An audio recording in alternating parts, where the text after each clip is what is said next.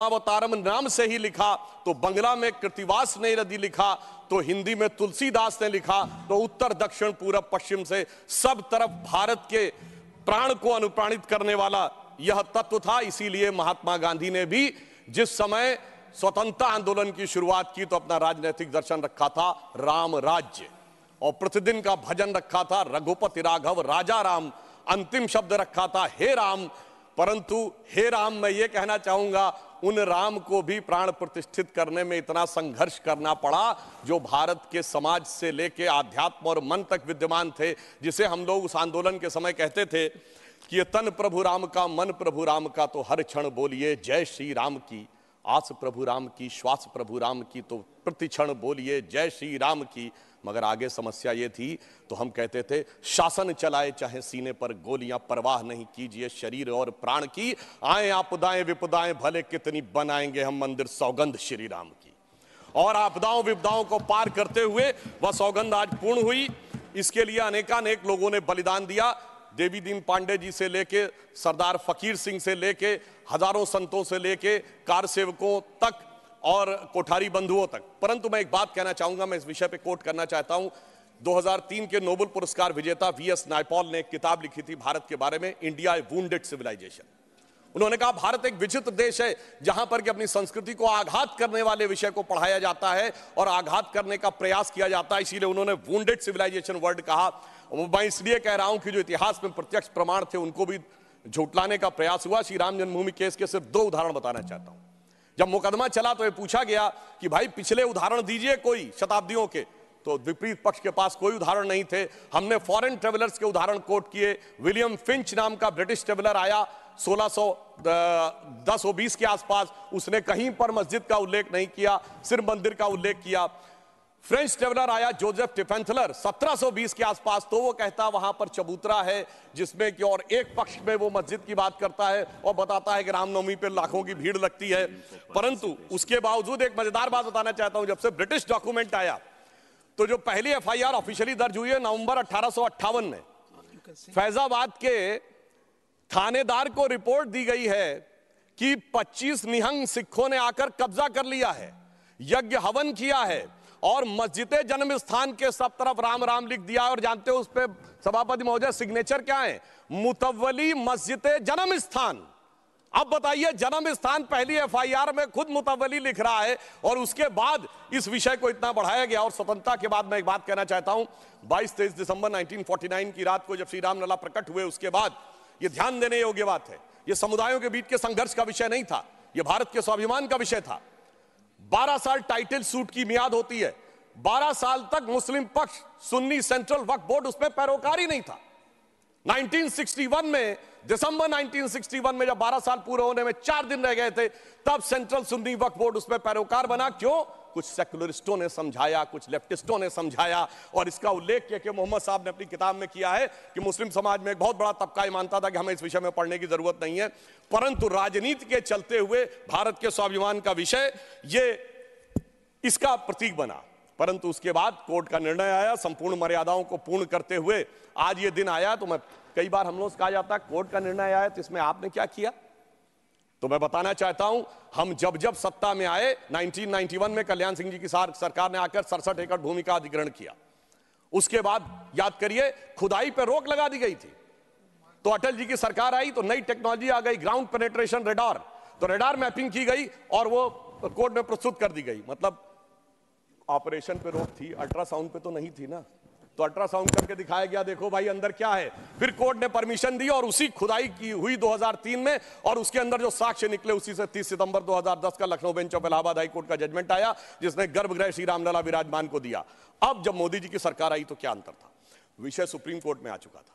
सबसे बड़ी समस्या यह थी कि सुप्रीम कोर्ट में सारी की सारी प्रोसीडिंग सिर्फ इंग्लिश में होती है और वहां सारे डॉक्यूमेंट्स जो हजारों हजार पेज के थे उनको इंग्लिश में ट्रांसलेट करना था विद ऑथेंटिक डॉक्यूमेंट्स, जिसमें अरबी फारसी के भी थे, संस्कृत के भी थे, सबके थे।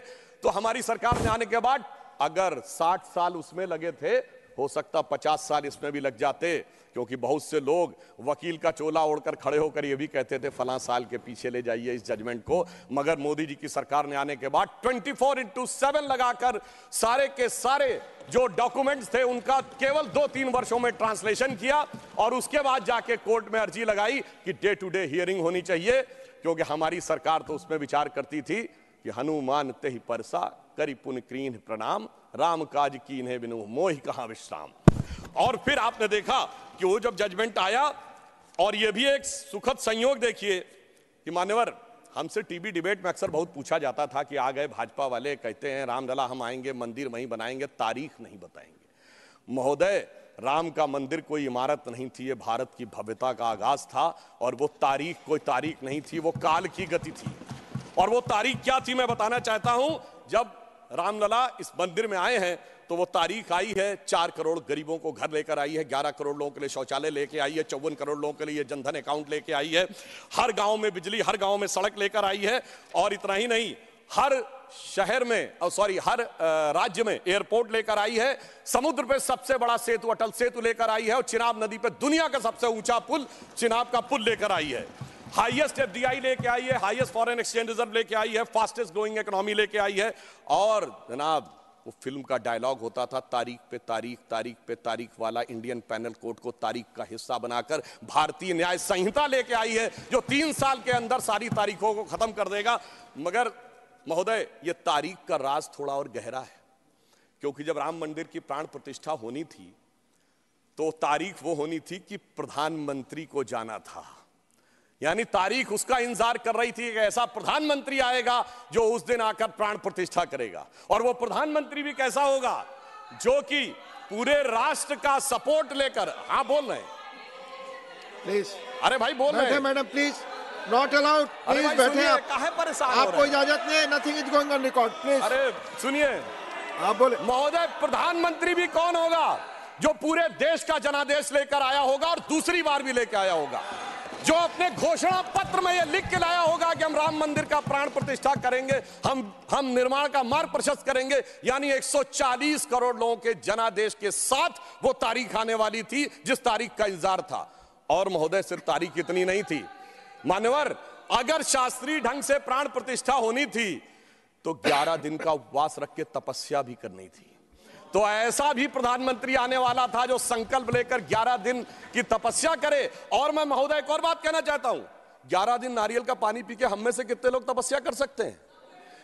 महोदय, वो जो हर नवरात्र ऐसे रहता हो उसी के तपस्या का वो अभ्यास होगा। और मैं बताना चाहता हूं, स्वामी गोविंद गिरी जी जो कोषाध्यक्ष हैं न्यास के, उन्होंने जब उपवास तोड़वाया तो उन्होंने कहा मैं तार्किक व्यक्ति हूं, मेरे मन में संदेह था। तो जब इनकी माताजी जीवित थी तो मैंने उनसे पूछा था, तो उन्होंने कहा 40 वर्षों से अभ्यास है ये उपवास रखने का, इसलिए 11 दिन शासकीय कार्य रखते हुए भी वो उपवास कर पाए। ऐसे व्यक्ति की प्रतीक्षा थी तारीख को।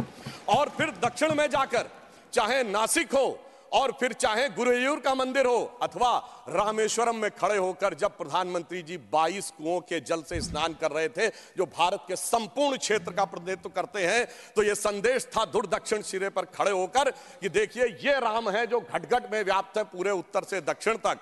और उस तपस्या से प्रकट होने के बाद उस प्रधानमंत्री की दरकार थी तारीख को, क्योंकि राम का काज कौन कर सकता है? गोस्वामी जी लिख गए हनुमान चालीसा में, सब पर राम तपस्वी राजा जिनके काज सकल तुम साजा। अगर राम तपस्वी राजा थे तो तपस्वी प्रधानमंत्री भी होना चाहिए था वो करने के लिए। और इस तारीख का इंतजार था, तारीख का ये राज समझने के लिए। हम आपको समझाएंगे भी तो शायद आप नहीं समझ पाएंगे। और इसीलिए मैं कहना चाहता हूं कि इतना ही नहीं, महत्वपूर्ण बात यह थी कि सब कुछ शांति और सौहार्द से निपट गया। जब राम मंदिर का मुद्दा उठा था तो कितने प्रकार की चीजें होती थी। इसके लिए हमें निश्चित रूप से सरकार, प्रधानमंत्री को धन्यवाद देना चाहिए पूरे देश में जिस प्रकार का सौहार्दपूर्ण वातावरण रहा। और महोदय, 90-92 में भारत ही नहीं अगल बगल भी बहुत कुछ हुआ था। अब की अगल बगल में भी शांति बनी रही, ये तपस्वी राजा का प्रताप था। और इतना ही नहीं महोदय, अबू धाबी में भी मंदिर बनने जा रहा है। मुझे लगता है भारत के लिए अमृत काल में सांस्कृतिक गौरव का इससे बेहतर काल नहीं आ सकता था कि राम मंदिर भी बन रहा है और अबू धाबी में भी मंदिर बन रहा है। और मैं एक और बात कहना चाहता हूं महोदय, ये हिंदू मुस्लिम का विषय नहीं था, ये भारत के जय और विजय का विषय था, और उससे भी बढ़कर ये मूल्यों का विषय था। कौन से मूल्य थे? एक मूल्य वो जिसमें भगवान राम उस मूल्य के प्रतीक बनते हैं जिसमें 4 भाई हैं, पिता के एक वचन पर वन चले जाना, दूसरे भाई का जंगल जाना, तीसरे भाई का खड़ाऊ रखकर शासन करना, एक ये परंपरा थी। और दूसरी परंपरा वो जिस बाबरी परंपरा में भी 4 भाई थे, शुजा, मुराद, दारा और औरंगजेब। एक ने 3 को कत्ल कर दिया, बुढ़ापे में बाप को जेल में डाल दिया, और इतने पे भी संतोष नहीं हुआ, बल्कि सर काटकर थाली में रख के जेल में बंद बाप के पास भेजा। आप किसी मत को मानने वाले हो, अपने घर में क्या देखना चाहते हैं, भाई की खड़ाऊ या भाई का सर? इन 2 मूल्यों के अंतर का यह प्रतीक था। इसका हिंदू मुस्लिम से कोई नहीं था। और मैं अपने विरोधियों को बताना चाहता हूं, मान्यवर, उर्दू में भी एक रामायण लिखी गई है, चकबस्त रामायण, और उसमें इसी मूल्य को अप्रिशिएट किया गया है कि जब भगवान राम राजा दशरथ से अनुमति लेकर जाते हैं तो उर्दू के प्रसिद्ध शायर चकबस्त ने, और वो लखनऊ के रहने वाले थे, उन्होंने लिखा है, रुखसत हुए वो बाप से लेकर खुदा का नाम, रुखसत हुए वो बाप से लेकर खुदा का नाम, और राहे वफा की मंजिलें अव्वल हुई तमाम।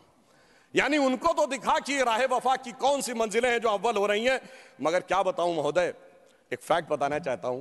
22-23 दिसंबर 1949 की रात को जब श्री राम लला प्रकट हुए तो सबसे पहले वो रोशनी किसने देखी थी? वो यूपी गवर्नमेंट का एक सिपाही था जिसका नाम था अब्दुल बरकत।